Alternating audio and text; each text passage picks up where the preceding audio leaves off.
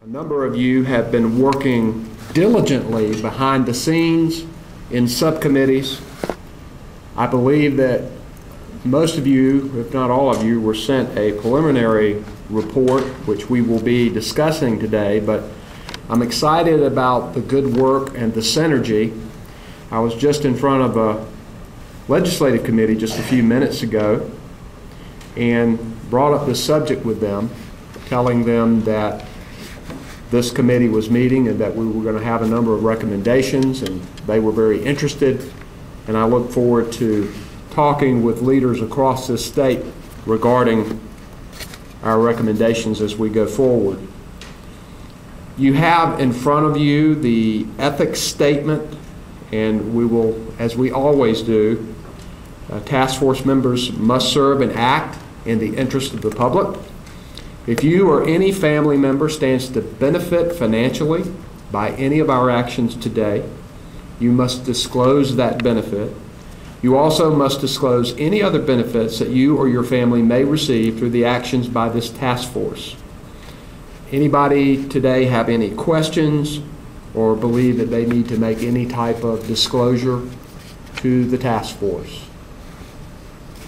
Anyone? Okay, thanks very much. We have a new task force member, Lynn Holmes, who is the chair of the Employment Security Commission. She replaced Moses Carey, who was formerly the head of the Employment Security Commission, and Moses was appointed Secretary of Administration. So if you'd like to say a word, Lynn. And we got a new mic system today. What we'd like you to do, if you'd like to make a comment, is to pass the mic, so to speak, to make sure. And if you can put it as close to your mouth as you can so everybody can hear you. We welcome you, Lynn. Great. Thank you very much, Mr. Chairman. Good morning. I don't really have anything to say. Secretary Carey, of course, has spoken highly of this particular task force, so I look forward to your work and I look forward to our participation. Thank you. Well, obviously we know that employment is critical to getting people reintegrated back into society, and we look forward to continuing to work with you. Lynn came to ESC from Ross Holmes Group, a consulting group formed on ethics and compliant government relations and policy, and she also previously worked for Bell South AT&T as vice president for ethics and compliance, and I've worked with her in that capacity as well. So Lynn, thank you very much for being here. Okay, we now will have a presentation, the Justice Reinvestment presentation, and I'm going to recognize my co-chair, Secretary Keller, to introduce the speakers for Justice Reinvestment. Anybody have any questions about process or procedure for today? All right. Mr. Secretary. Good morning. The next item on our agenda is a presentation on justice reinvestment. I don't know if you know that, well, you do know that as our population continues to grow, it's expected that by 2019 we would be looking at a $22 billion deficit if things just continued the way that they're continuing. And for that reason, justice reinvestment was important to the state of North Carolina. This is an initiative that is funded by the Bureau of Justice Assistance and the U.S. Department of Justice and the Pew Center for the States. And it required the support of the governor, bipartisan support from the General Assembly, and the Chief Justice. It's a data-driven approach to reduce correction spending and reinvest those savings in strategies that can decrease crime and strengthen our neighborhoods. And I want to emphasize the word reinvest the savings.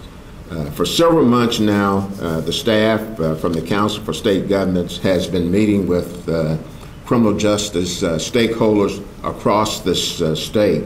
They have thoroughly examined the criminal justice data from various agencies.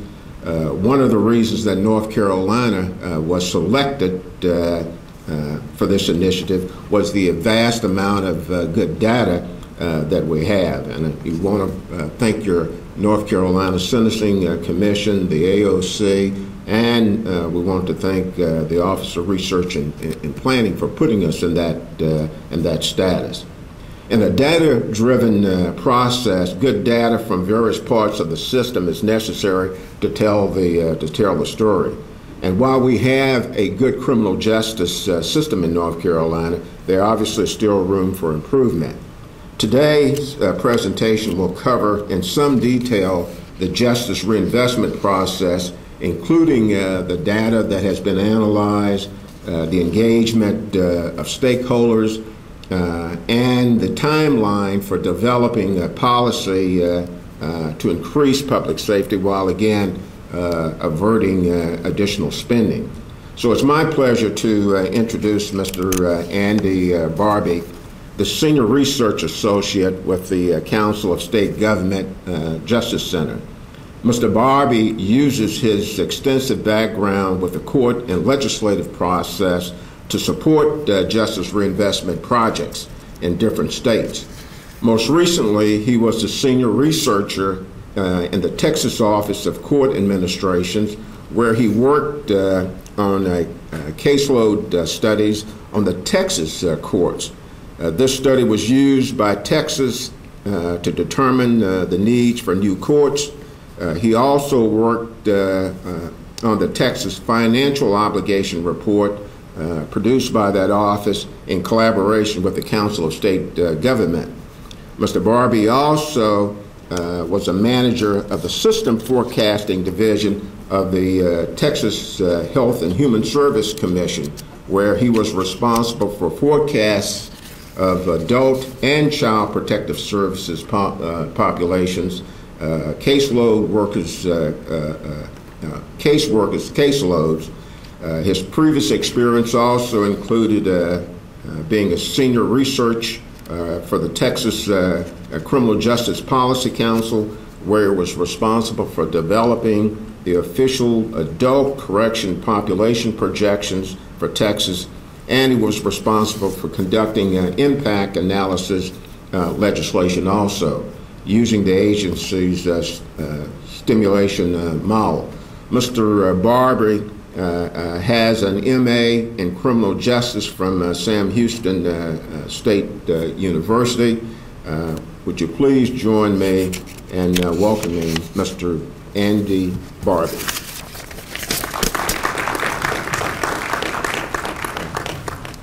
Thank you, Secretary.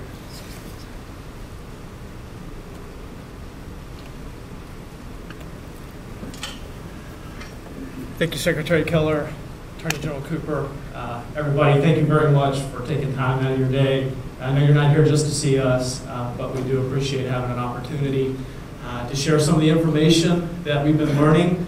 As Secretary pointed out, we're with the Council of State Governments Justice Center. Just very briefly, the Council of State Governments is a membership organization. It serves all 50 states. We have a board that is comprised of legislators, judges, elected officials from all over the country. And we are in place basically to offer services to states. The Justice Center is the crime and public safety arm of the Council of State Governments. And we were asked to come here to North Carolina and help all of you get a better handle on some of the challenges that you're facing in your correctional system. When we go into states, we go when there is a bipartisan commitment. We were asked to come here by the Chief Justice, leadership for both chambers of your legislature.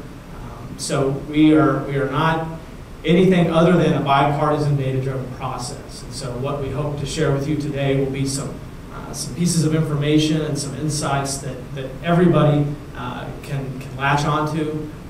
I think especially for this group, a lot of what we're going to talk about today really dovetails with the objectives of the StreetSafe Task Force. And we'll talk a little bit more specifically about that later. Again, we are funded by the Bureau of Justice Assistance and the Pew Center Performance Project of the States. The state of North Carolina also is contributing to our presence here. So everybody is very much invested in what we're doing. Just real quickly to summarize some of the points that Secretary Keller pointed out, we are a data-driven process.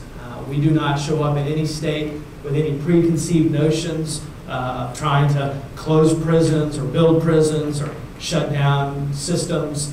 We let the information that is revealed by analysis of the data and information that is revealed by having meetings with stakeholders guide the process throughout. So we do not show up, as I said, with any preconceived notions of what we want to accomplish other than enhancing public safety and trying to make wiser use of the limited resources, especially in the current climate. Justice reinvestment, real briefly, it's a three-phase process. It usually takes anywhere from about 2 to 3 years. Our first phase is an analysis phase, followed by an implementation phase where we help state leaders implement policies that are chosen. And we don't leave the scene, we stick around for accountability as well to help ensure that not only have policy options that have been chosen been implemented as designed, but that they're achieving the impacts that folks had hoped for, making changes along the way, as is often the case whenever implementing new policies. We're currently in the analysis phase. We are here at the end of the analysis phase. We've already collected and examined voluminous amounts of data. And I do have to echo the Secretary in saying that from the Administrative Office of the Courts to the Sentencing Commission to the Department of Research and Planning with the Department of Corrections, North Carolina really stands out in the country in terms of having their act together with respect to data systems that capture very valuable information, very dedicated and qualified staff. Certainly, we would not have been able to be at the point that we're at today in terms of understanding the dynamics with your correctional system had it not been for the fact that you have such good information and such professional and dedicated staff throughout. We've engaged many, many stakeholders. My colleague, Megan Grasso, she's going to visit with you a little bit later and talk to you about the number of stakeholders that we've been meeting with. We're not done with that process. We will continue to meet with stakeholders. And it's a very fundamental part of the process. Some examples of the data that we've been looking at, really, it covers all aspects of the system. We look at the very front end, reported crimes and arrests, what's going on in the courts in terms of dispositions, conviction trends, jail populations, obviously all of the people being admitted into prison, released from prison, and especially with a particular focus on probation. And really that's everywhere. Most people that are on some form of correctional supervision are on probation. It represents the lion's share of correctional involved people throughout the country. And so it's inevitable that when you go into a state to try and help them understand their system, that you're going to have to look at the probation system. Right now, where we're at is at the point of sharing with folks such as yourselves what we've been learning and where we think the analyses are taking us in terms of understanding some of the drivers and particular challenges present here in North Carolina. Just to really, real quickly recap some of the things going on here in North Carolina. Your violent crime rate has gone down by 16% since the beginning of the decade. Your property crime rate has gone down as well, not quite as much. It is important to point out the main driver in these declining rates is the fact that your state's general population has risen so dramatically. I think North Carolina's population right now is somewhere around 14.5 million people. In 2000, it was less than 10 million people. So there has been tremendous population growth in North Carolina. There has been a net increase in raw volume for crimes, but because of the population growth, that has caused the crime rates themselves to go down so drastically. And of course, as we all know, the prison population has grown quite a bit. It was rather flat during the last half of the 1990s, but since 2000, the prison population has grown by about 30%. Consequently, the budget has grown just as much, 68% increase in DOC's budget over the course of this decade. As you can see, your county jail backlog numbers have grown recently. They were, I'm not used to using these little red pointers, but basically they were below 500 for most of the last half of the 2000s. But during the last part of calendar year 2009, the county jail backlog population averaged around 1,000 inmates. So you can kind of basically add that number to this 40,824 to get a rough sense of the population that DOC is responsible for. So before I move into the next slides, I want to kind of preface the rest of the presentation and asking that you bear with us a little bit. One of the challenges in working here in North Carolina for us is that there is so much information to look at. And for every slide that you see up here today, behind the scenes there are probably 10 to 15 additional slides of data that we looked at to try and understand the system and to arrive at certain observations. There is no one single smoking gun here in North Carolina that anyone can seize upon and say, this is going to solve the problems, this is going to save the state money and enhance public safety. However, there are a lot of different aspects of the system that after about a year of analysis, we've realized kind of all tie together with a certain particular population.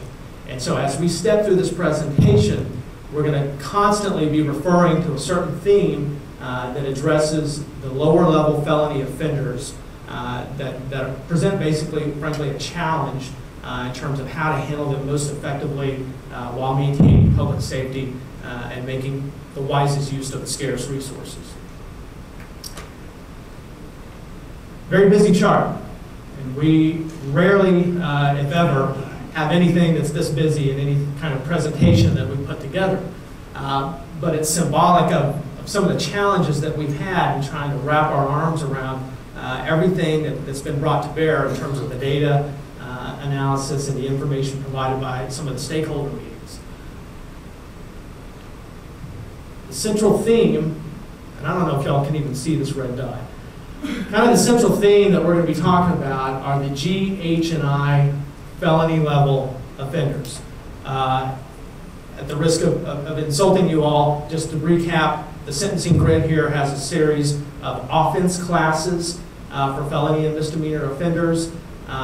For the felons, it runs A through I. The closer to A, the more serious an offender you are. And G, H, and I are the lower level felony offenders. They're basically your non-violent. They're comprised primarily of property and non-trafficking drug offenders. But those convictions have been increasing, and the effects that those populations have throughout the system are what we're going to be talking about here today. What's been going on is as the convictions for these offenders have been increasing, the percent that have been sentenced to prison has been increasing, while the percent that have been sent to probation has been decreasing. And basically we feel that this is tied to some of the dysfunctions that came to bear in the probation system over the last few years. Now, DOC stepped up to the plate. They acknowledged that they needed to make some changes with the probation system, and they are doing that. They've been very aggressive over the last 18 months or so in identifying ways that they can improve their probation system, and credit does need to go to them for that. We all need to help make sure that they get the support that they need to continue to move that system in the correct direction. Because without legislative and judicial support, it's not a challenge that they'll be able to do by themselves. But nonetheless, there were some problems with the probation system. And ostensibly, the judges, prosecutors lost faith in that system and were more apt to start sentencing people to prison as opposed to putting them on probation. So that means you've got more people coming into prison.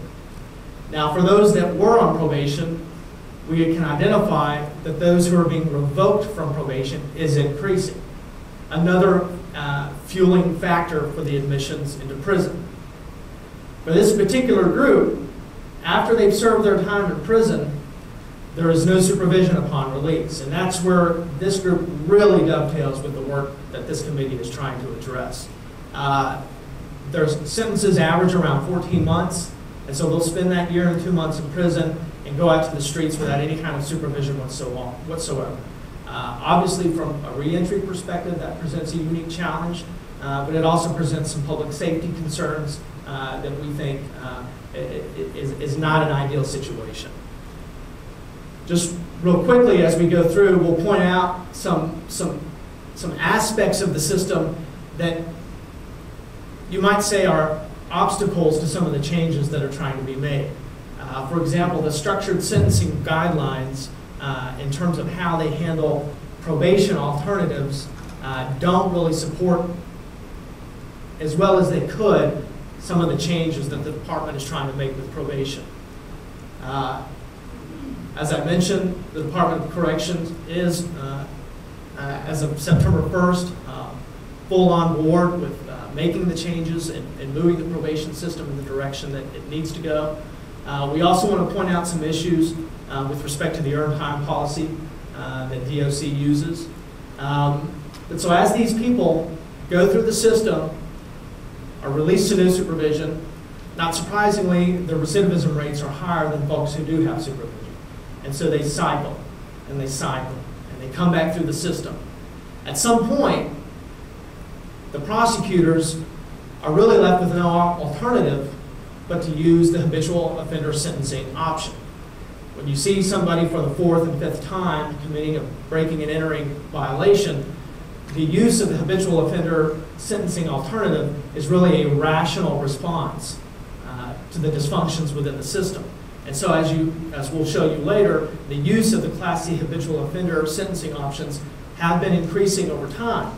And so what you're doing there is someone who otherwise would have served about 14 months in prison is going to serve about 8 years in prison. Now, when they're released, they will get 9 months of supervision, which arguably is probably too little. But so this is kind of the organizing theme of the presentation.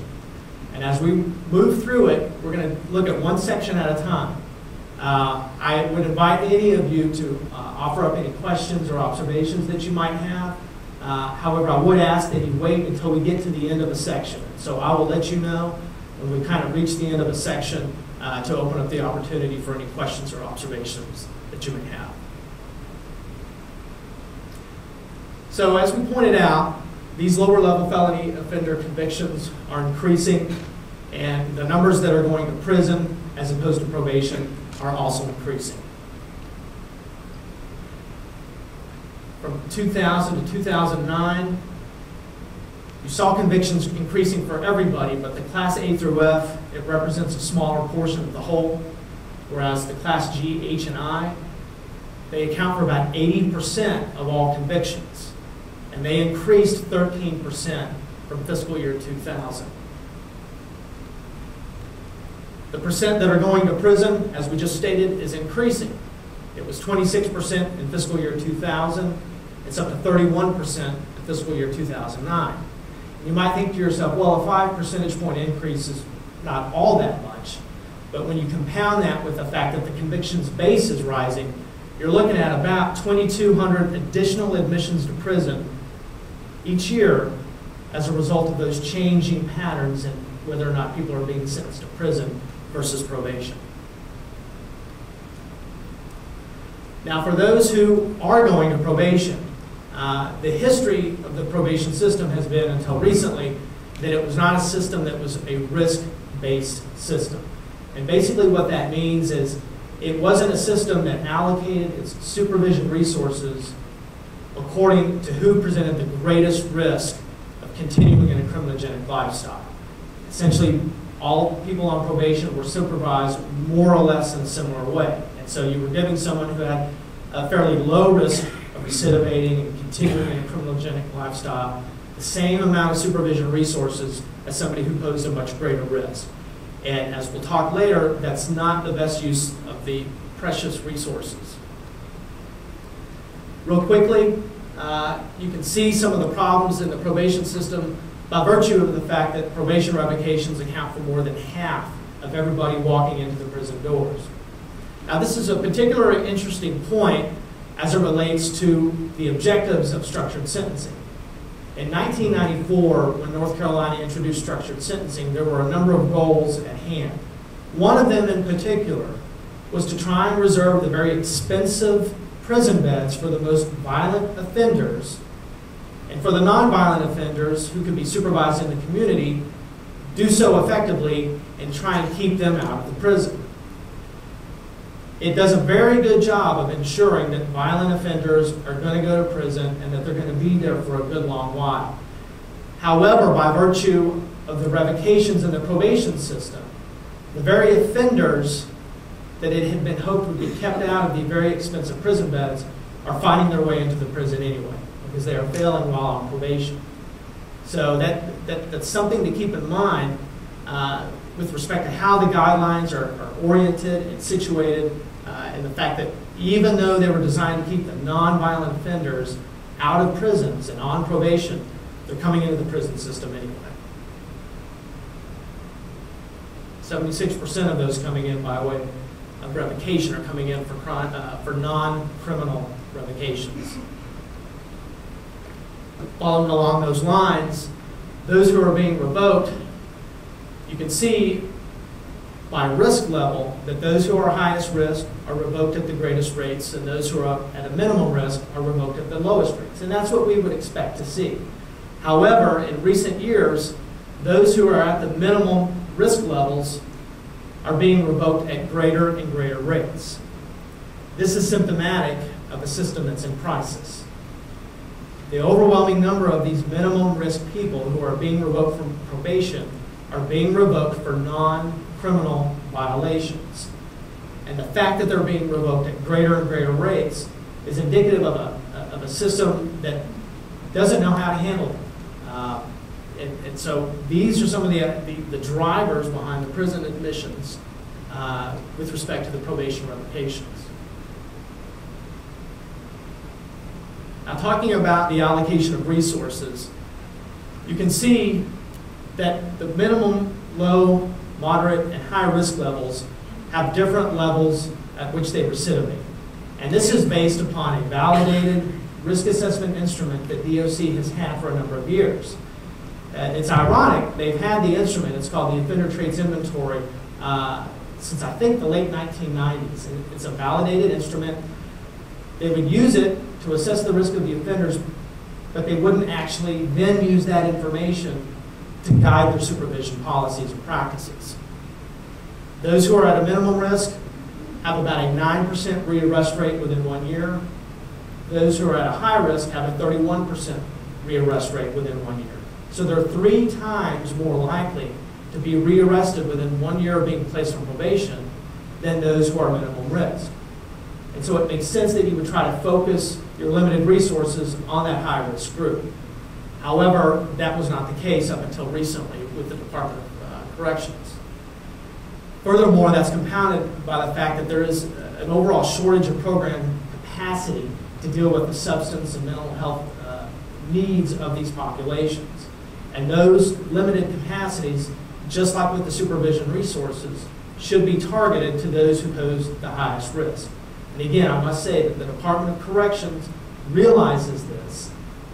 The history hasn't been in place to support this, but they have made the change and are on the process to effecting these changes for the better. Now, real quickly, we want to go through a couple of slides talking about what the Department of Correction is doing in trying to change probation.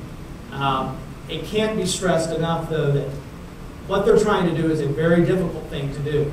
You are essentially changing a culture. The method of supervision and the practices have been in place for many, many, many years. And so recognizing and realizing that some changes need to be made is one thing. Implementing those changes, seeing them take hold, seeing the buy-in from the probation officers and those in the field is a different thing. And they can do it, but again, there has to be help from everybody involved.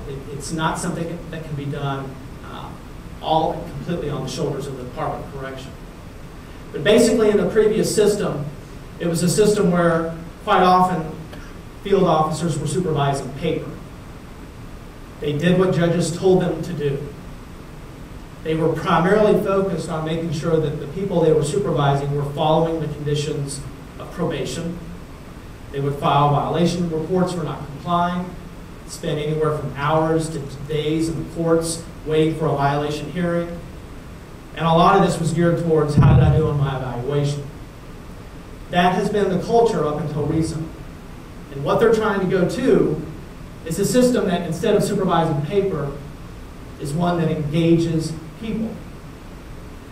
It's a system that hopefully will become one where, instead of simply reacting to the judge and doing what the judge asks them, they can be positioned to provide the judge with valuable information, such as risk assessment information, that will help the judge, assist the judge in making the right determination about what the proper sentence is for folks and the proper form of supervision.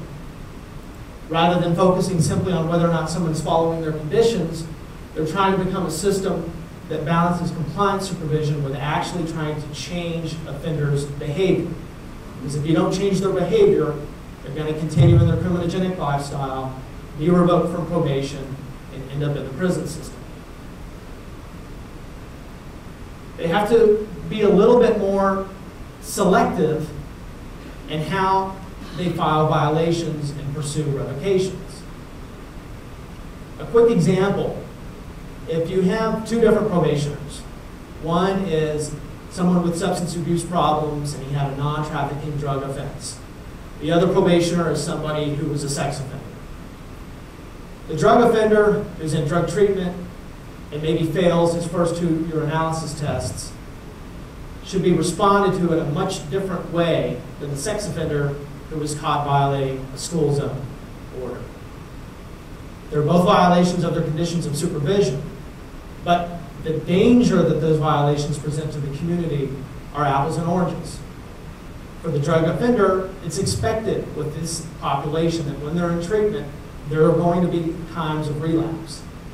There is a tolerance that has to be built into the system to help these people go down that path of recovery and treatment. Whereas with the more violent sex offender, you simply can't afford to take any chances with a person like that. And so the system needs to have the flexibility to respond differently to those two types of offenders.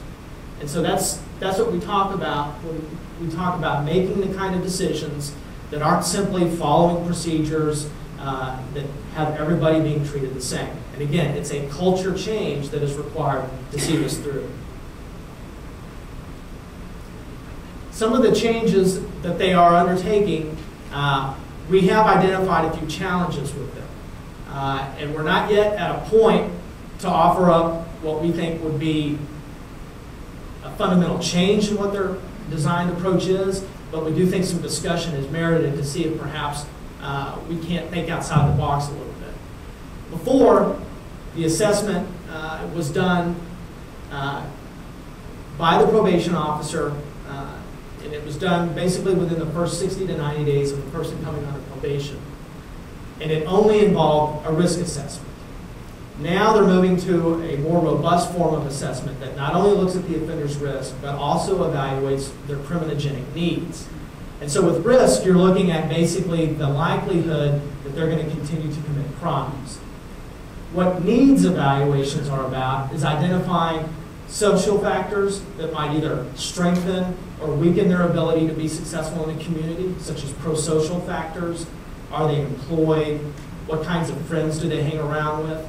So those needs are equally important, and they need to be used alongside the person's risk of recidivating in order to develop a proper supervision strategy. Some of the challenges that we've identified with some of the changes they're making is that currently the approach is going to have each of the probation officers in the field doing these risk and needs assessments. So there are over 1,400 probation officers. You're going to have 1,400 probation officers around the states doing these evaluations and assessments. In an ideal setting, you need to have some form of centralization. And we don't mean necessarily in Raleigh, where everyone comes to Raleigh to get evaluated, but within judicial districts, the larger metropolitan areas, having a team of people that focus solely on the risk and needs assessments of these offenders. And there are a number of reasons why that is a more advantageous approach. Number one, this team of evaluators can become experts in that. They're not being distracted by all the other demands of being a probation officer. They can become experts in evaluating the risk and needs issues of the people that are going to be supervised in the field. Furthermore, the Department of Correction can conduct reliability and quality control evaluations of this evaluation team. For example, you can take 6 evaluators, give them a profile of an offender that you know should be high risk.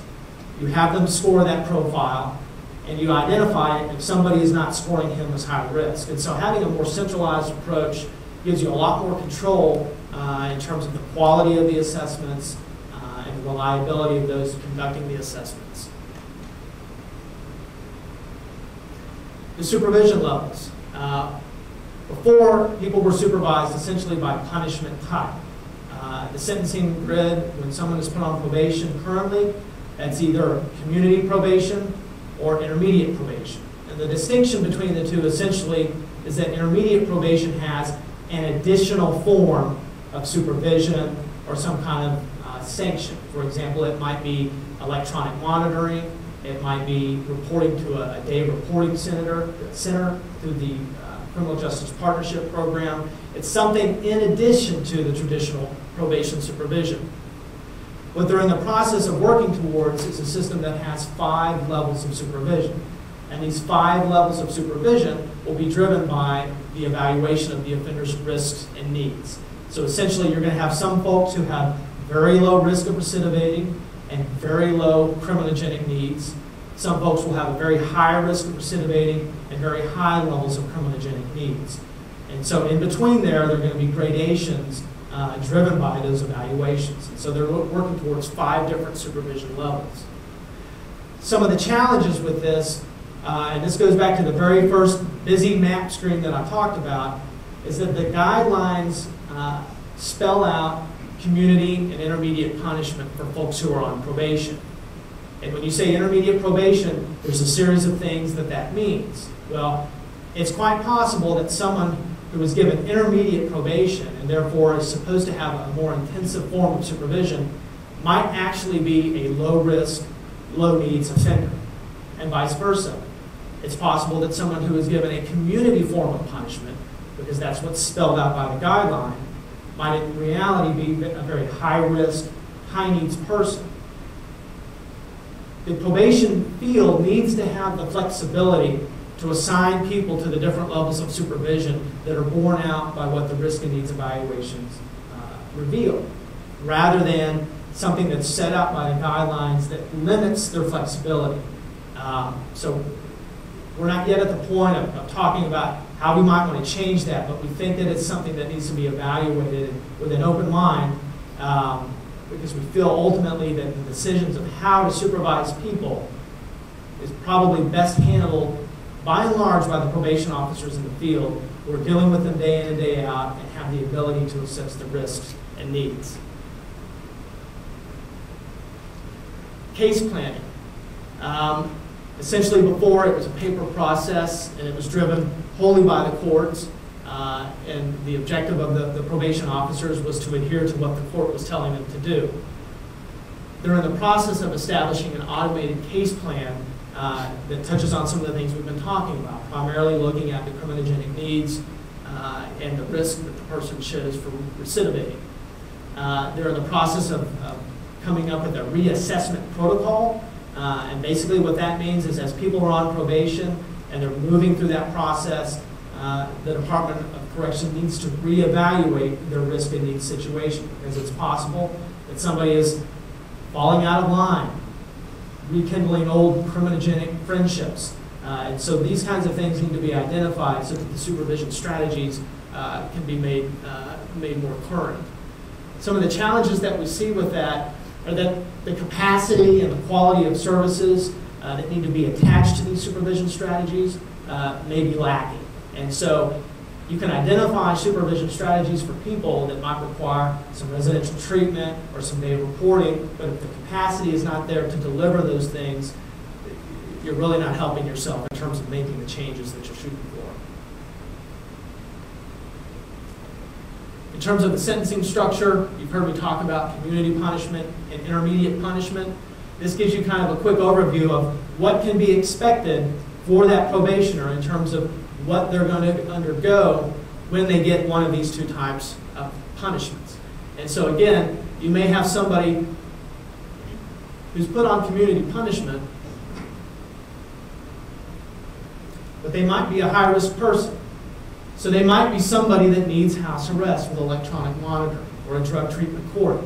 And so the flexibility and the ability of the probation field to see that that comes to fruition, there's an obstacle put in their way by virtue of the way the guidelines call for these punishments. And again, vice versa. Somebody who's an intermediate punishment, they might be a low-risk person. And so to be putting them in a residential facility or giving them intensive supervision, you could actually end up disrupting the very things that make them a low-risk offender. There's actually some really good research out of Ohio that touches on this subject. Dr. Ed Latessa, he's really kind of one of the national leading experts on risk-based supervision, did a year-long study looking at probationers who were being supervised not according to risk. And he had a control group and a research group. And with his research group, there were low-risk probationers and high-risk probationers, and they were all put in these residential treatment facilities. And the control group had high-risk people that were in residential treatment and low-risk people who were not. For the high-risk group, indeed, their recidivism rates went down as a result of their residential treatment. They went down lower than those who did not get the residential treatment. However, with the low-risk group, those who were in residential treatment actually had higher rates of reoffense than those low-risk offenders who did not go through treatment. And so what that showed is that for these low-risk people, putting them in an environment where they're side-by-side with high-risk people, where you're disrupting some of the things in their livelihoods that make them low risk, you actually destabilize their situation and you contribute in a way that increases their likelihood of recidivity. Maybe the person has a job, but you're requiring them to leave their job with certain frequencies to go to the residential treatment, and it disrupts that very stability that made them a low-risk offender. So that's precisely what we mean when we say that supervision strategies need to be tailored to the risk and need levels that these probationers present. And as you can see, this is just a snapshot of the felony probationers here in North Carolina at the end of fiscal year 09. You had about 25,000 people on intermediate probation, another 11,000 on community probation, and they all have all flavors of risk. About 4,000 of the intermediate probationers, about a quarter of them, a fifth of them, are minimum risk, but they're in an intermediate form of probation. With the community probationers, about 10% of them, or a little bit more, were actually high-risk people. And so this gives you kind of a sense of how the community versus intermediate dichotomy, it really is kind of a false dichotomy, because you've got high-risk people in community probation that arguably need a more intensive form of supervision that's only going to be available if they're in the intermediate type of punishment.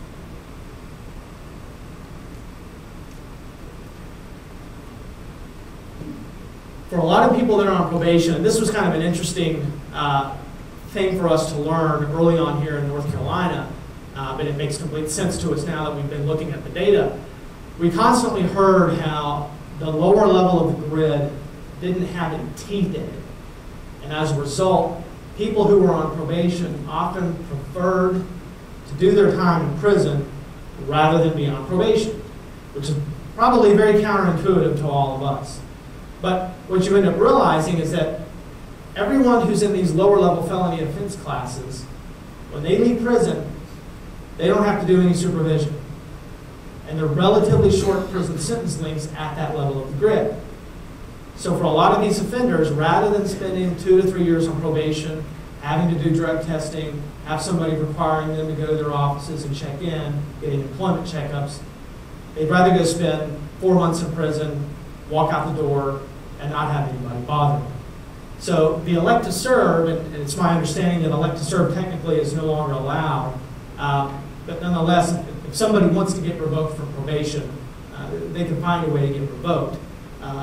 And as you can see, the greatest percentage of these folks who utilized the elect to serve method of revoke, they were non-trafficking drug offenders. So presumably they've got some substance abuse issues, but they're electing to go into prison, serve 4 to 8 months, walk out without any supervision. That's not going to help get their lives turned around. That's not a good thing for public safety. So we feel that that's another area that needs to be thought through a little bit more carefully in terms of what the guidelines allow for and how this population is supervised. So I'll stop there right now, kind of open up an opportunity if anyone has any questions or observations related to some of the things that we've just shown. Okay. Ben David, District Attorney in Wilmington. Can you go back to that previous slide? Because I want to just make one observation of what I see, because I help run probation courts in Pend Oreille and Hanover County. The biggest number you see there are the drug non-traffickers, and they're the ones who are electing to serve. If you look only at what we convict them of, very frequently someone will be charged with what we call a PWI offense, possession with intent to sell and deliver marijuana, cocaine, whatever the substance. What they actually get convicted of, because we're moving these cases through a system, is a possession, potentially. Even some trafficking cases get knocked down to a sale level, the GH&Is that you spoke of. That doesn't mean they're not dealing drugs. So what you're talking about is, in many of these cases, the people who don't want the supervision might be because it's interrupting their very practice that got them there in the first place. That's still a high-risk person to me, even though what it's showing up as is it looks like they're a user when they're in fact a dealer. And I hope what we're doing when we're looking at these numbers is really looking at what got them into the system, not what they ultimately got assigned the label with through its conviction. Because that, to me, is the driver for a lot of what we're talking about in our jails and prisons, is the drug activity. Yeah. And the sellers is obviously who you want to put in prison before the user.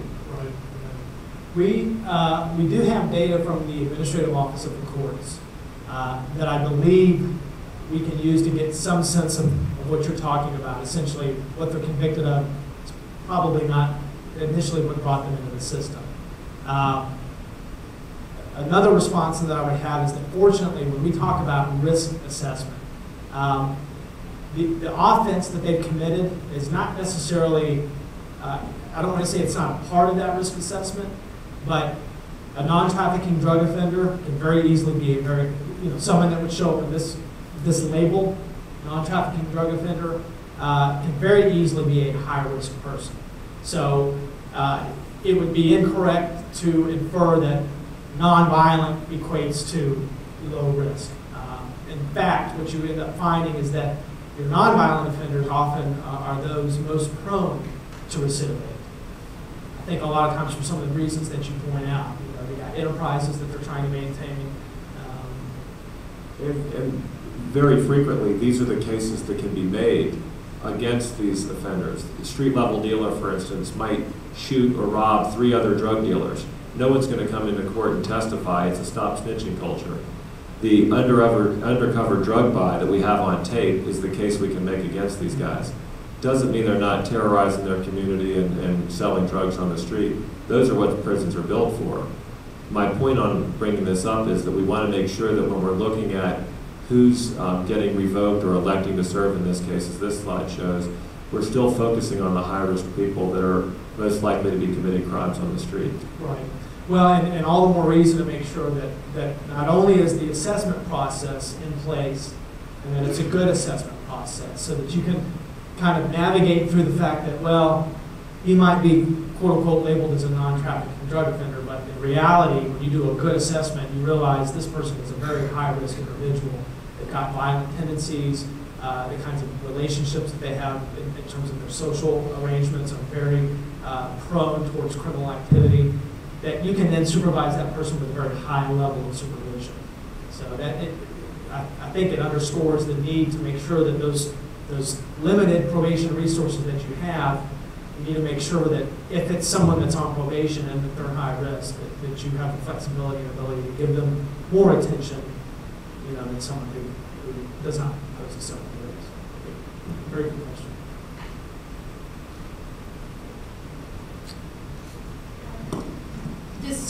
This change that the Department of Correction, and I'm sorry I haven't seen anything except what you presented today in terms of changing probation to a more engaging proposition, but that's gonna require an awful lot of training for that staff, because they're going to be going more to the social work kind of side than they've typically been. And so I'm just wondering how that's going to be accomplished, what kind of training they might receive, and how those probation officers or community correction officers are going to interface with community providers too. Right. You're absolutely right, and that gets to the whole point that it's a culture change that is going to be required. And it's not only the changing it and getting it started, but sustaining it over time. It's very, very challenging. My office is in Austin, Texas, and that's Travis County. And about 3 years ago, we worked on a 3-year technical assistance project with Travis County to basically overhaul their probation system.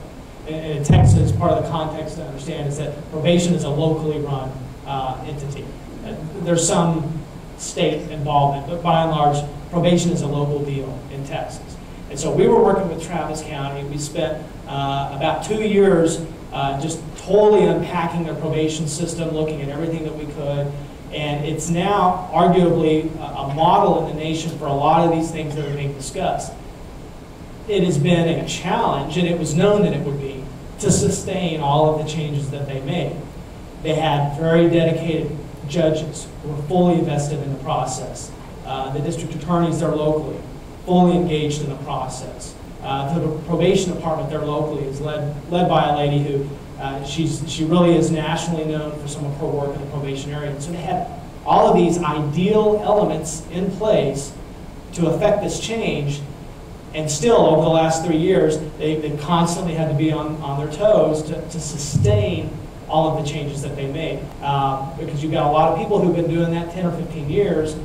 All of a sudden there's new training that they have to get. They're going to be evaluated on different kinds of criterion. So your comments cannot be overstated.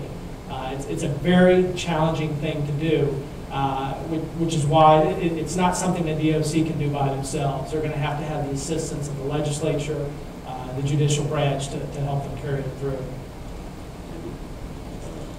We've moved to one classification of probation officer for just that reason. And on the issue of training, I'll let Nicole speak to that.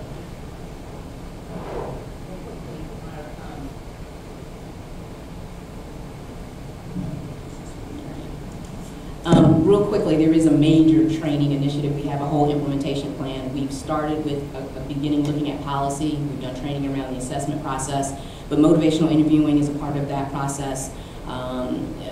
We have some national leaders coming in to do some work with supervisors around how a JDM, judicial district manager, chiefs help to support and guide officers in this process. So it's an extensive plan. We've gotten support from obviously the administration, but others to help us with that process. And obviously a component of that is engaging stakeholders and working with other folks. So we've started to have meetings with some of the task folks. We're starting to do presentations at drug court and different things. So we're getting the word out, but there's a lot of people to talk to.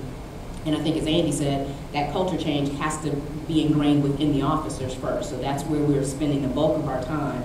But we're trying to make sure that people are aware of the changes and what parts of the training we can engage other folks in.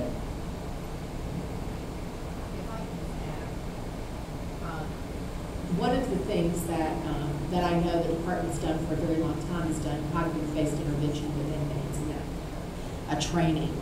And that's something that I think would behoove all of the staff to be trained in and to learn to utilize that on a daily basis when they interact with inmates and people who are on probation. Because it really it's an approach that helps people start thinking for themselves, which I think has been, one of the issues with many of the folks that we supervise is that everything for them has to be an external control because we haven't taught them how to think. And I think we all have to start working with them in a different manner so we teach them how to start thinking and making better choices for themselves. I want to ask too, you have traveled the state and met with many, many people, because I remember when you came to Charlotte. When you complete this report, is there going to be a way that you travel the state to meet with the stakeholders once again and let them know what the report is, and kind of go through what you've presented some stuff today, but that's not totally what your report's going to be. I imagine there's going to be a lot more of that. But it'd be nice if a lot of folks throughout the state knew what you came up with and understood where your information came from and how you came up with your conclusions. I'll let Megan.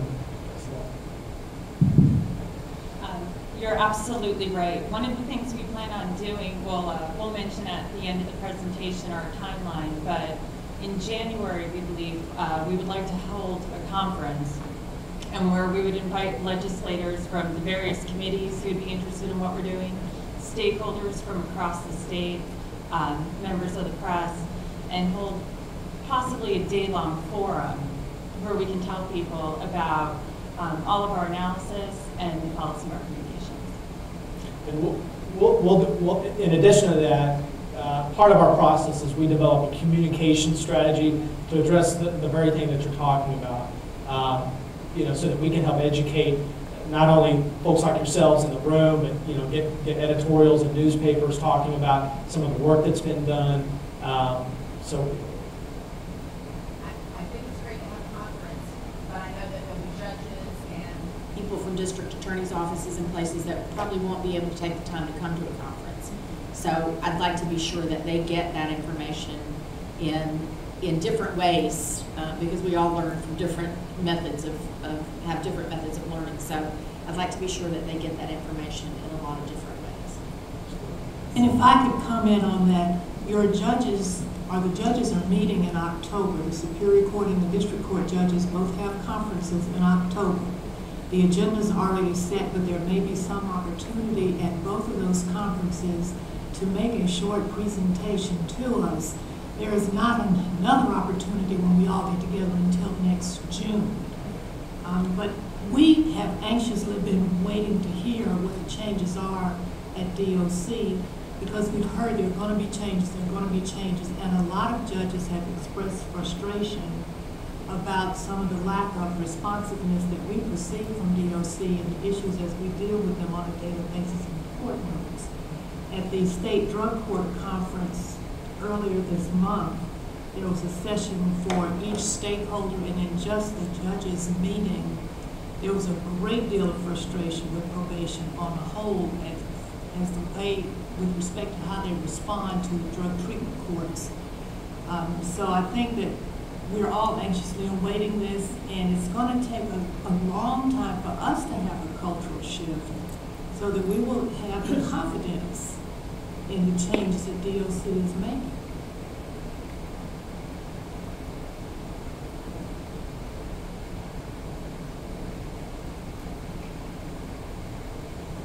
Hi. Oh, okay. I'm Tom Maher. I'm the director of IDS, so I'm one of the defense attorneys here. And I used to do a lot of federal work. And of course, in the federal system, after a defendant is convicted, a pre-sentence report is then prepared. So sentencing is done after some type of assessment is done. Of course, in the state system, that rarely happens. And what I'm hearing is that part of the problem here is we're not doing assessments until after a sentence is imposed. So somebody's a judge who doesn't have the information is trying to make a decision about whether to send the person to prison, and if not, what kind of conditions to put on. And other than the few cases that, for example, Sentencing Services is able to do an assessment and provide a report to a judge, we have a system where the assessment seems to be being done after a sentence has been imposed. Has there been much thought or looking into either expanding the ability for the right offenders to get more pre-sentence assessments, or because part of the problem is if you're low risk but you don't know that until after a sentence is imposed, you now have, or high risk, you have an artificial sentence that isn't crafted for the person's risk assessment. Right. We definitely feel that it's better to have that information sooner in the process. Currently, it's envisioned that these risk and needs assessments will be done within the first 60 days of a probationer coming on to probation. I think our preference in an ideal setting would be, and I kind of purposely avoid using the term pre-sentence investigation. For folks who are familiar with those, judges, especially prosecutors, you know, sometimes they can be written differently, read differently. They can be very long narrative, you know, detailings of the life of the person. They broke their arm when they were a kid, didn't get the love they needed, et cetera, et cetera. What we envision is a much more compact, concise, to the point package of information that addresses these identified risk and need elements of the person. In Austin, Texas, for example, they are done prior to sentencing. They're post-conviction, post-plea, but pre-sentencing. They do not have attached with them, though, however, a recommendation, because it is the operational philosophy that is up to the judge. And so the judge then can use that information to make a determination about whether or not probation or prison is the ideal situation. To your point, we do feel that the guidelines, the way that they're currently established, further aggravates what you're pointing out. If the information, you know, it's one thing if the information is not available until 60 days afterwards, and it was simply said the person should be on probation, generally. But if they're put on intermediate probation, and it's found out that they're a low-risk person, or vice versa, they're put on community probation, and it's found out that they're a high-risk person, that further aggravates the chances of having a successful term of probation for that person. We're aware of the fact that Indigent Defense Services does some evaluations. In fact, DOC themselves, they do some pre-diagnostic evaluations. So there's a smattering of these pre-sentencing evaluations that are done, but by and large, the lion's share of them are going to be done after sentencing under the current framework.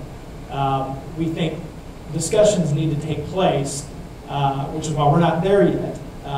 But we absolutely agree that in an ideal situation, these would be done pre-sentencing. We had some discussions in Charlotte, some of the local defense initially proffered some real reservations and concerns about doing something that was pre-sentencing. But as we discussed the issue a little bit further and pointed out that we were not talking about predisposition, pre-conviction, that it would be post-conviction, post-plea, but pre-sentencing, I think some of their reservations were allayed a bit.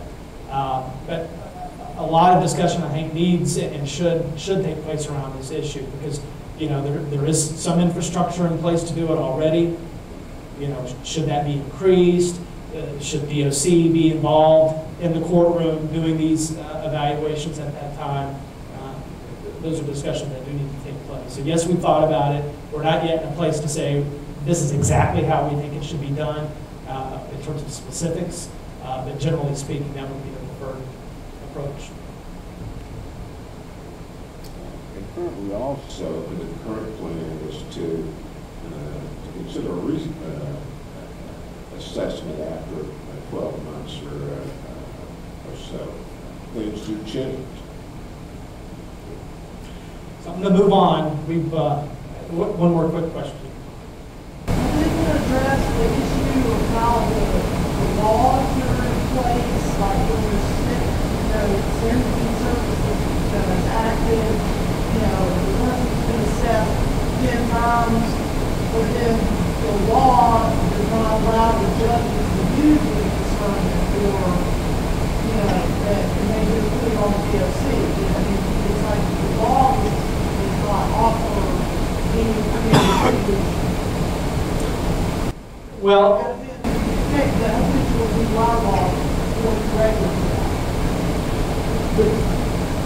The only discussion that I've been a part of where that issue, and I want to be sure that I'm understanding you right, has come up was when we were in Charlotte. And somebody pointed out, you know, some of these guys that are coming through, they've already been assessed 3 or 4 other times. But evidently there are some, whether they're legally firm obstacles or just some kind of practice obstacles, there's a reluctance to share those previously administered assessments and evaluations on a new case. And so it's indicative of another example of, you know, some of the challenges in trying to coordinate. What it comes down to at the end of the day is coordination of information sharing. Who's gathering the information? Who are they providing it to? And when in the process is it happening? You know, our experience as we go from one state to another and do this kind of work is that when people are committed and they sit down and they think of a way to get through these obstacles, that they do it. And so, you know, kind of a cooperative atmosphere and a determination to get through some of these challenges is what's needed ultimately. But that means, you know, that this process would involve Generally speaking, it involves legislative changes, administrative change. I mean, when we just generally speaking, you know, we've done this in about 15 states. It kind of covers the gamut in terms of where the changes originate from. Statutory, administrative policies, that sort of thing. And so I would envision it being the same situation here in North Carolina. Okay, moving on. So here we're going to talk briefly about some of the in-prison and post-release dynamics of these lower-level felony offenders in terms of their cycling through the system. So we pointed out that the convictions are increasing. We've talked about the probation system, some of the challenges that it has had, and you can see how the challenges of that probation system have influenced the reliance on more sentencing to prison as opposed to sentencing to probation. So you've got increased sentences to prison. Those who are going to probation are being revoked at increasing numbers, and so you've got an increase in the number of these people coming into prison, and as we pointed out, when they leave prison, they go to no supervision. So in 2009, you had about 1,000 more of the GH&I felony offenders coming in as a result of a probation revocation than you did just 4 years earlier. And as you can see, the probation revocations represent the largest, the most common way that these offenders are coming into the prison system. And as a group, they account for almost half of all prison admissions. Now, one very interesting thing that we seized upon when looking at all the information is the fact that these lower-level felony offenders, they actually serve a much higher percent of their minimum sentence length than the higher-level, more serious-level felony offenders. And it's kind of counterintuitive, but the reason for it, when you understand how it works, it makes a lot of sense in terms of why it comes out that way. And basically, the impact of them serving, for example, GH&I, they're serving anywhere from 107 to 113% of their minimum sentence length. The most serious felons, they're serving, you know, 102, 103, 104% of their minimum sentence length. And we've just kind of done a little extrapolation of what that means in terms of prison beds. If people were serving the minimum sentence length, these are the decreased number of prison beds that would be needed as a result. So these GH&I felony offenders, if they were serving 100% of their minimum instead of 113% of their minimum, it'd be roughly 1,000 prison beds. Now, the reason why this happens is as follows. The DOC process for determining how and when someone is released and how they can change that functions around what's called the earned time policy. When someone is admitted into prison, their projected release date is calculated from their maximum sentence length. And so with structured sentencing, your maximum sentence length is always going to be 20% greater than the minimum sentence length. So if you have a 10-month minimum, your maximum sentence length is going to be 12 months. And so for that offender that comes in, their release date is set at the 12 months, not at the 10-month minimum. You can, however, through earned time credits that will get you closer to your minimum sentence length. And to earn those credits, you have to basically be participating in voluntary programs within the institution or on a work crew. And those are the two avenues through which you can earn time credits It's anywhere from 2 to 6 days a month that you can earn to work your way down to your minimum sentence length. However, when you come into prison, you have to go through a whole battery of diagnostics.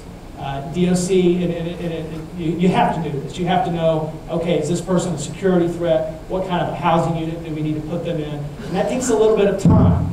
So by the time that somebody has been through that process and they're in the facility that they need to be in, because you can't start offering them programs and work details, etc., until you have them where you want them within your institution. Well, they may only have 5, 6 more months of being in prison before they're going to be released. And unfortunately, there's not a work job for every single person that wants a work job that's in prison. There's not a programming slot for everyone that needs some kind of programming that's in prison. So what ends up happening is those who have a shorter sentence length are much less likely to avail themselves of programming and work opportunities. So they can't earn time. Some do, but it's much harder for a shorter sentence length person to earn time to get them down to that minimum sentence length. So what you have, in a sense, is a situation where you can have a very well-behaved short sentence person and a very poorly behaved short sentence person serving the exact same amount of time. Because the only way to penalize people for bad behavior is to take away earned time. So if you're not in there long enough to earn time, there's no penalty that can be put on you for bad behavior. We just feel that that's something that needs a little more discussion, a little more creative approach perhaps, where you could potentially free up some prison beds, not for everyone, but for people who are behaving that's as expected. You might actually, instead of not being able to penalize bad behavior because they're in there for so short, you could actually penalize them for bad behavior if you had a slightly different approach that didn't require that they earn time to then be taken away. We did look at some infractions data in fiscal year 2009. I don't have the data up here, but more than half of the GHNI felony offenders that were released from prison last year, more than half of them had no infractions recorded whatsoever. But they're more than likely serving pretty close to their maximum sentence length. And of course, when they're released, it's to no supervision. Again, we get back to this. This is just a very, very important point for a whole host of reasons. But most importantly, perhaps from a public safety perspective, I shouldn't say most importantly, but very importantly, it's also extremely important that it limits their ability to get assistance trying to reintegrate into society. But when we look at GHNI offenders who are placed on probation, 100% of them getting supervised, their 3-year rearrest rates are 35%. Those same offenders who did go to prison, when they're released, their 3-year rearrest rate is 10 percentage points higher. So it's about a 30% higher likelihood of being rearrested within 3 years compared to those who are supervised. So clearly, supervising this population is bound to give you better public safety results. Moreover, it's going to increase your ability to maintain some kind of connection with that person as they're trying to integrate back into the free world. Unless there's any burning questions, I'm going to proceed on to the next section. I hear some stomachs rumbling. So again, the whole recycling issue comes back up. The release to no supervision, we know that those that are released to no supervision are recidivating at higher rates, so they come back through, get convicted again for a new crime. This ends up causing growing court caseloads. It puts pressures on the county jails in terms of incarcerating them in a pretrial phase. This is some quick information detailing some of that. In fiscal year 2000, from fiscal year 2000 to 2009, there was an increase of about 40 to 60 days in the length of time that it takes to bring these folks to disposition. Not surprisingly, you see a considerable increase in the pending felony court caseloads at the end of each fiscal year. Just under 50,000 in fiscal year 2000, up to almost 72,000 at the end of last fiscal year. The gentleman with the Administrative Office of the Courts informed us the other day, too, that the number of vacant positions within the court system in North Carolina is growing as well. So all of these are bound to put a lot of pressure on the efforts of the courts. As you can see, also the county jail statistics, about 20,000 people incarcerated in county jails in North Carolina on an average day last fiscal year. About 3/4 of that population are in the pretrial phase. And so, as the cycling continues, we see them coming up to the point where prosecutors are finding that the habitual sentencing option is really their best response to these GH&I offenders that they keep seeing over and over and over again. And that certainly has huge ramifications in terms of the amount of prison beds that occupies to sentence them that way. And I want to be very clear, we do not suggest, we do not support any notion that habitual offender sentencing is a bad thing. It is a tool that prosecutors need. We've got it in Texas. You've got to have an opportunity to address these kinds of offenders differently. However, what we feel is that the need to rely on this as a sentencing option could be decreased if we had a stronger, more effective probation system that can help change some of the lifestyles of these people, see that they're more successful, and be less prone to come right back into the system a third, fourth, fifth, and sixth time. So again, we're not suggesting or intimating in any way that habitual offender tools be taken away from prosecutors. Rather, that if we have a stronger system up front, hopefully we can reduce the need to rely on that as a sentencing option. Just real quickly, just to show you how the weakness and the challenges of the probation system historically have fed this. It's been a 25% increase in the use of habitual offender sentencing from 2005 to 2009. Overwhelmingly, 80% of them, they have triggering offenses that are in this G, H, and I category. So it's these G, H, and I offenders that are recycling through the system that are being caught up in this habitual offender sentencing situation. And as you can see, that takes them from serving maybe somewhere around 14 months to 93 months. So they're going from a little bit over a year to around 8 years in the prison system. And again, it's more effective management of these lower level felony offenders in the probation system, and perhaps upon their first release from prison with some post-release supervision that we feel can help relieve some of the fact that prosecutors have to rely on this. It's a rational response to an otherwise dysfunctional system. So we feel that if we can make the system stronger and more effective, it's a response that will not need to be used quite as often. Just some real quick data showing you where they fall in terms of their triggering offenses. Again, 80% of them are in the G, H, and I levels. When we say triggering offense, basically what we mean is, you can use the habitual offender sentencing statute upon the fourth felony conviction, and so it's that immediately preceding felony conviction that is the triggering offense here. This is a slide that was real interesting to us until yesterday morning when we learned. We were noticing that the use of mitigated sentencing really stuck out when you looked at offense class C. And really when you're talking about offense class C, 3/4 of them are habitual offenders.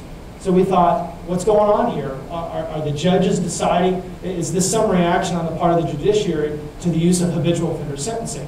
What we learned is that it's pretty common practice when habitual offender sentencing is used, that it's part of a plea option, and that the mitigated sentencing is part of that plea offer that's made to the defendant.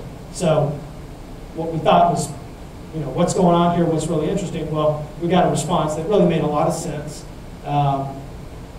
But nonetheless, you don't see a lot of use of mitigated sentencing. It's used about 23, 27% of the time. Most of the time, though, it's in these habitual offender sentences, but it's a result of the plea option. And just real quickly, we wanted to kind of point out, we see that North Carolina is rather unique in the country in terms of how they handle misdemeanor offenders, using the most expensive part of the criminal justice system, to incarcerate those who have a sentence of incarceration of a probation revocation, not as the result of a new conviction where they've been sentenced to time. And so again, this gets back to a more effective, stronger probation system should be able to alleviate some of this particular pressure on DOC. And this is another one where we want to say we are not implying in any way that the misdemeanors should be incarcerated in the county jails. This is not any kind of an intro into a pushing down of populations. Rather, it's further support to the idea that a stronger probation system should help alleviate certain pressures on the prison system. So again, here we have it, kind of the wrap up in terms of the GHI, lower level felony offenders, and the particular challenges that we see them presenting to the system. Their convictions are increasing. There's been a history of challenges with the probation system that has resulted in a lack of confidence in that system on the part of the judiciary, prosecutors. As a result, you see more of them being sentenced to prison as opposed to probation. However, those who are on probation are being revoked at greater and greater rates. All of these fuel an increase in the number of people being admitted into prison and occupying the prison beds. They're not supervised upon release. They're recidivating in higher numbers. They come back through the system. At some point are sentenced as habitual offenders, further exacerbating the requirement of prison beds. So we feel like these G, H, and I, lower level felony offenders, really are kind of the key to understanding some of the greatest challenges to managing the correctional population and making for a stronger probation system all around. Megan, she's going to briefly talk to us about some of the stakeholder engagement that we've had. Thank you so much. I'll make this brief. I know we're getting to our time limit here. I just wanted to reiterate just how important it is for this project to meet with stakeholders from across the state, to talk to the folks who work in the field and with criminal justice in a variety of different ways. We've been engaging with prosecutors, defense attorneys, superior and district court judges, victims groups, substance abuse and behavioral health treatment providers, and consumers.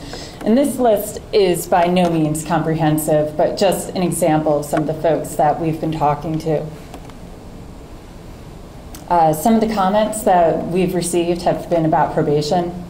Some people are concerned that it's a lot easier for somebody to serve a few months in prison instead of having 2 or 3 years of supervision. Again, as Andy had mentioned, somebody will go to prison for a short sentence and then be released without any form of post-release supervision.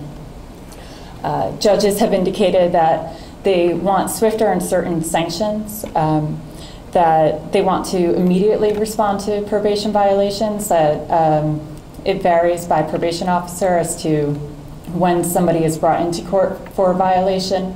One officer may bring somebody in for after one violation, another may bring somebody in after several.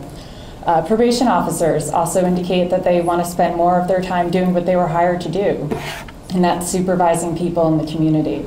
But under the current system right now, they spend a lot of time in court for these probation violation hearings, that they may spend anywhere from several hours to several days waiting for a 5-minute hearing. Some other concerns that people have brought up, prosecutors advise that they see the same people over and over again, and so that's why they end up using this habitual felon charge. Almost universal comments from people have been that there just isn't enough substance abuse and mental health treatment in the state. What treatment is available may not be long enough. Some places may have a 30-day treatment center and they really need 90 days, but they just don't have the capacity. We've also heard that it is difficult for people to obtain treatment because they may not have the money to pay for it. One of the things that we've heard a lot about people failing on probation is that they don't have the money to pay for fees and treatment. Individuals need assistance leaving prison. About 85% of folks leaving prison do not receive any form of post-release supervision. and the ones that do receive about 9 months. And so we've heard from a lot of folks that 9 months isn't long enough, and for the folks who don't receive any form of supervision, this is a problem. And finally, the last thing we've heard is that employment options is a big challenge for people. Once they receive a felony conviction, it's so much more difficult for them to find a job and to be to participate in the community. Some next steps: we're going to continue meeting with stakeholders this month and next month. Our work is guided by the Justice Reinvestment Work Group. It's composed of state leaders from all 3 branches of government. They've been guiding our work, and we meet with them on a periodic basis. We recognize that the legislators are going to be focused on the elections for the next month. So in November, after the elections, we plan on having our next work group meeting. In December, we plan to meet again, where we hope to start developing a framework for potential policy options. And then possibly in January, holding a conference, as I mentioned, where we can advise the state on what we found and what policy options we recommend. And also, we'll publish a report that will be available online. If you have any comments or questions, my email address is right here. If you have a copy of the report, feel free to contact me in any way.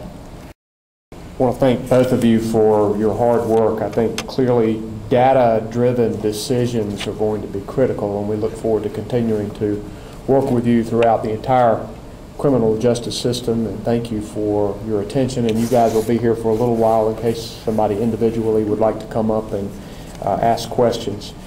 We plan to grab lunch. Task force members will eat in here. As usual, I want to do a working lunch. What I'd like to do is take a few minutes for you to grab your lunch, make your phone calls, and let's get started back at 12:30. We'll have an initial review of the recommendations. Some minor changes will be made on this document. We want to hear back from you, feedback. I think one thing that's going to be very important, that this be a consensus document. There are a number of issues that we have that may be controversial regarding this. This area has received so little attention that in order to have all of the parties that we need to have involved in this process, from law enforcement to victims groups, to social services groups, to community services, nonprofit, Department of Corrections, we need to put this on the agenda for policymakers, and it's critical that we all be behind it. And some of these issues that may be more divisive, that some people want to include in the report, at this point, I consider this a process. If we step down the road, that it's important for us to get this issue on the agenda, to have a consensus report, and for us to move forward. So remember that as we discuss these issues and as we go forward, because I'd like to have a consensus document, and I really don't want to get into 13-9 amendment votes on this document. I believe that we would lose the force that we need to have on the main issues that I think many of us agree on. So let's grab lunch, come back, start at 12:30, and we'll move forward.